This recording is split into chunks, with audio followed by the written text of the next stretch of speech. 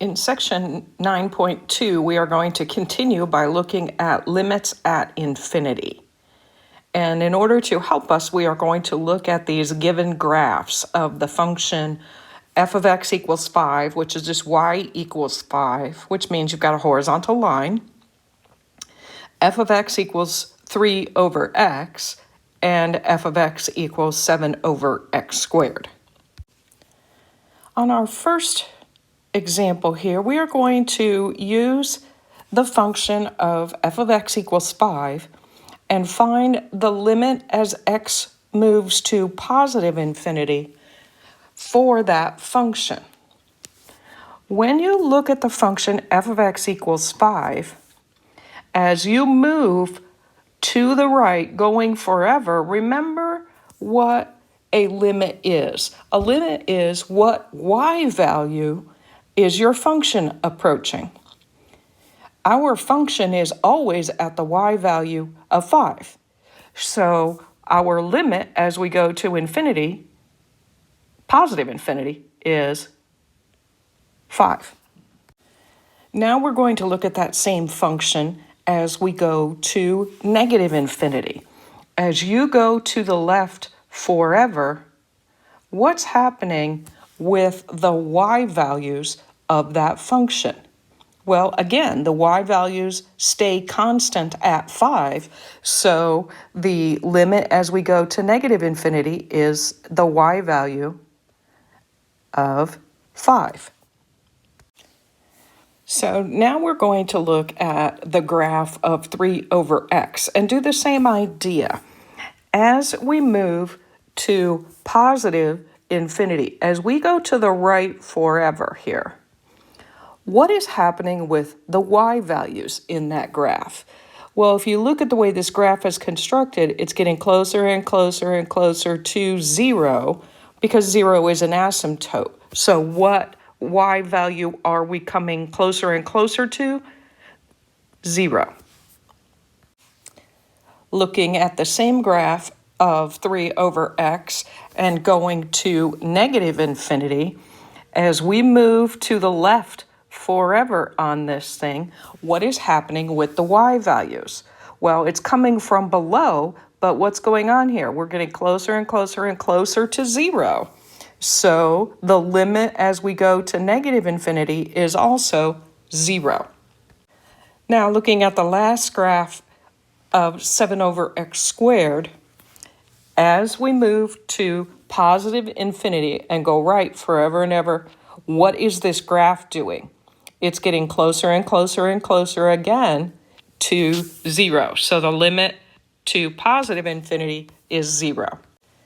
And now last but not least, looking at the limit as we go towards negative infinity, if we go to the left forever on this graph, what is it doing? It's going closer and closer and closer to 0, so this limit is 0.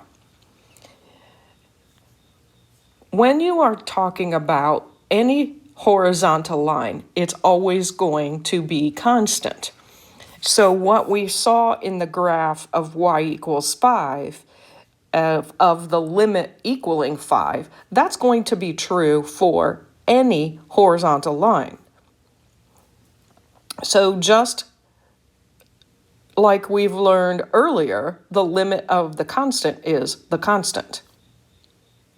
What happened for 3 over x and for 7 over x squared happens for any number over any power of x. They always go to 0, regardless of whether you're going to positive or negative infinity. So this leads us to 2 rules that we are going to use for our limits at infinity. Our 2 rules now are that the limit as you approach either plus or minus, positive or negative infinity for a constant is the constant. The limit as x approaches plus or minus infinity of k over x to the p, where p is any power of x and k is a constant, that will always equal 0. The problems that we will be working will be finding limits at infinity in rational functions. In order to do this, we need to turn each term into one of those two items that we talked about as our rules for approaching infinity. We need to turn each item in the rational function into either a constant or a constant over x. If you think back to just fraction rules, if you divide each term of an expression by the same item, then the new expression is equivalent to the original. For example, if you take 3 over 6 and divide each by 3, you get 1 over 2, which is equivalent to 3 over 6. We're going to use that concept, and in order to achieve the format that we need for limits approaching infinity, we are going to divide every term in the expression by the highest power of x that appears in the expression. For example 4, we are asked to find the limit if it exists, and then we are also asked, what does the result tell you about horizontal asymptotes? So looking at A, if you think back to what I talked about just a moment ago, when we have these rational expressions and we are asked to find a limit at either infinity, it doesn't matter if it's positive or negative, your technique is the same. What we need to do is find the highest power of x that shows in this expression. In this expression, it's x to the first. We now take every term and divide it by x to the first. So this is the same as having the limit as x approaches infinity of 8x over x plus 6 over x over 3x over x minus 1 over x. Because we have taken every single term in that expression and divided it by the same thing, this is still equivalent to what we started with. It looks totally different, but it's equivalent. If you look at the first term in both the numerator and the denominator, they simplify. So we are going to do that simplifying now. And we have the limit as x approaches infinity of 8 plus 6 over x over 3 minus 1 over x. Now, the items that are in our expression are either constants or they are a constant or a number over x. This is what we need to use our rules at infinity. So now we're just going to do those rules at infinity for this expression. Once we are evaluating, we stop writing limit, so we just say equals. The limit at infinity for a constant is the constant. So the limit for 8 is 8. The limit at infinity for number over x is always 0. Over the limit of the constant 3 will be 3 minus limit of number over x is 0, which equals 8/3. What you have just found by doing this is the calculus technique for finding a horizontal asymptote. So 8/3 would be the horizontal asymptote of that function. On example B, we are asked to find the limit as x approaches infinity for the function 3x over 5x minus 1. Same technique, look for the highest power of x, which is x to the first.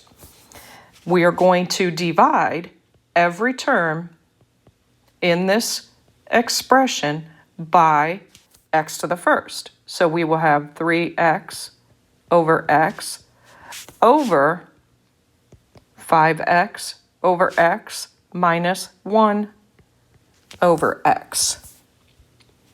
Now simplify the terms that will simplify. 3x over x simplifies to be 3. 5x over x simplifies to be 5. And then 1 over x does not simplify. Now each of these items is either a constant or number over x. So we're ready to find our limit. The limit as x approaches infinity for 3 is 3. Limit as we approach infinity for 5 is 5. And for 1 over x is 0. So this one is 3/5, and we now know that the horizontal asymptote for that function is 3/5. On C, we are asked to find the limit as we approach negative infinity for 5 over 4x plus 7. The technique does not change. So highest power of x that shows in this function is the x to the first in the denominator. So we are going to divide every term by x to the first. So we will have 5 over x over 4x over x plus 7 over x. Let's simplify what we can. We cannot simplify 5 over x, so it stays 5 over x. 4x over x becomes 4, and then 7 over x does not simplify. So now each item is either number over x or constant, so we can use our rules. So as we approach negative infinity for number over x in the numerator, we get 0. In the denominator, we get 4 plus 0. Remember that 0 over anything is just 0. So this equals 0. So we now know that the horizontal asymptote for this function is 0. On D, we are again approaching negative infinity for the function 5x squared plus x minus 8 over x plus 4. This time, our highest power is x squared. So we need to divide every term in this function by x squared. So we will have 5x squared over x squared plus x over x squared minus 8 over x squared. All that goes over x squared plus 4 over x squared. So simplifying what we can, 5x squared over x squared becomes 5. X over x squared becomes 1 over x. 8 over x squared does not simplify. In the denominator, we have 1 over x, and 4 over x squared does not simplify. So, using our rules, the limit as we go to 5 is 5. All the other terms are numbers over x, so you have zeros everywhere else. So we get 5 over 0. We cannot divide by 0, that's undefined. So what we know now then is that the limit does not exist. And what that tells us about a horizontal asymptote is that there is no horizontal asymptote. Example 5 is an application for continuity, and we are told that the function that we are given is for the rates for natural gas charged by Middle Tennessee Natural Gas Utility District during the summer months. If you look at this, it's a piecewise function, and the top row uses the function of 5 plus 0.63x. And this is for the x's that are greater than 0 but less than or equal to 50. We have to put greater than 0 because you can't use a negative number for the amount of natural gas that you're using. So you have to start at 0 on a problem like this. And then we change to 14 plus 0.45x for the amount of gas used x greater than 50. We are supposed to determine if this function is continuous for all the values of x. So going back to continuity, we need to think about, first of all, each of these pieces is a polynomial, and polynomials are continuous everywhere. So the only place where this might not be continuous is at 50, where we are changing from row 1 to row 2. So let's check for rule 1. Does f of 50 exist? So for rule 1, does f of 50 exist? All we have to have is an equals for the 50. Do we? Yes, it's in the top row. So does it exist? Yes. Let's find f of 50. F of 50 goes into the top row, so it would be 5 plus 0.63 times 50, and that equals 36.5. For condition 2, we have to find whether the limit as we approach 50 for this function exists. Because this is a piecewise function, we have to do the two-part from the left and from the right and see what happens. As we approach 50 from the left, we are using the top row. So we are using the 5 plus 0.63x. And that's a polynomial, so you just put 50 into that and you get 36.5. Now do the limit from the right, and that would be using the bottom row, which is 14 plus 0.45x. And if you put 50 into that, you also get 36.5. Are those two values equal to each other from the left and from the right? Yes, they are. So we can say the limit exists and that the limit as x approaches 50 of the entire function is 36.5. For rule 3, what we have to ask ourselves is f of 50 equal to the limit as x approaches 50 for this function. Are they equal to each other? F of 50 was 36.5. The limit was 36.5. So the answer to rule 3 is yes.